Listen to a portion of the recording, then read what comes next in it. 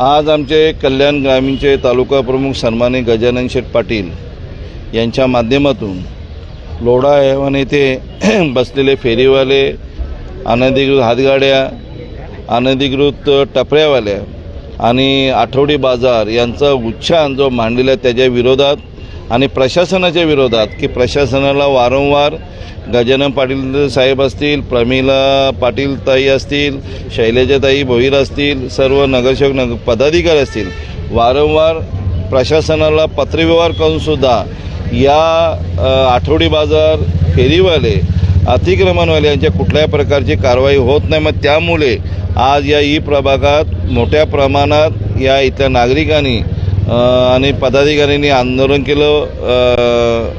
ठिय्या आंदोलन करायचं होतं, याप्रमाणे आंदोलन केलेले आहे। आणि त्याचप्रमाणे आज इथले प्रभाग क्षेत्र अधिकाऱ्यांनी आम्हाला आश्वासित केलेलं आहे की आजपासूनच फेरीवाले असतील, आठवडा बाजार असतील यांच्या कारवाई केली जाईल। आठवडा बाजार हा कायमचा बंद केला जाईल असा आम्हाला इथे शब्द दिलेला आहे आणि तो शब्दाला मान देऊन आम्ही आजचं आंदोलन माघार घेत आहोत। आणि इथले जे अधिकारी, खालचे जे अधिकारी असे त्यांनी जे फेरीवाल्यांना मदत करत असतात त्यांच्यावर पण कारवाई करावी, त्यांना ते तातडीने बदली करावी अशी आम्ही मागणी केली आणि त्या मागणीला उत्स्फूर्त असा पाठिंबा दिलेला वार्ड ऑफिसरनी। आणि मग त्यामुळे आमचा फक्त आजचा जो आंदोलन आहे आम्ही तो स्थगित केलेला आहे। मगाशी गजानन पाटील साहेबांनी सांगितलं की अजून याच्यावर शिवसेना उतरलेली नाही, पण याच्या पुढच्या काळात जर हे फेरीवाले मुक्त झाला नाही, आठवडा बाजार मुक्त झाला नाही तर शिवसेना पक्षाच्या वतीने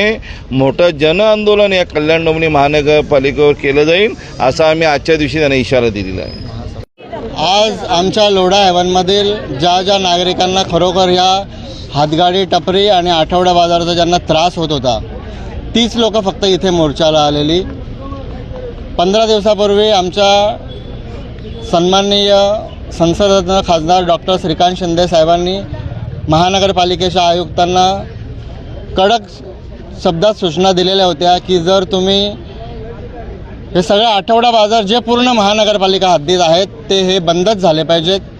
आणि तरीसुद्धा ह्या महानगरपालिका प्रशासनाला त्याचा काही फरक पडला नाही, म्हणून आम्ही हा लोढा हैवानच्या फक्त नागरिकांमधून जो संताप होता तितक्याच लोकांना इथे घेऊन आलो। आजपर्यंत आम्ही कुठल्याही शिवसेनाची ताकद या मोर्चाला लावलेली नाही आहे। तर मी इतकंच सांगेन कल्याण डोंबिवली महानगरपालिका प्रशासनाला, जर तुम्ही याच्यावरती आत्तापासून जर कारवाई नाही केली तर याच्यापुढे पूर्ण शिवसेना ताकदीने या आंदोलनामध्ये उतरेल, रस्त्यावर येईल।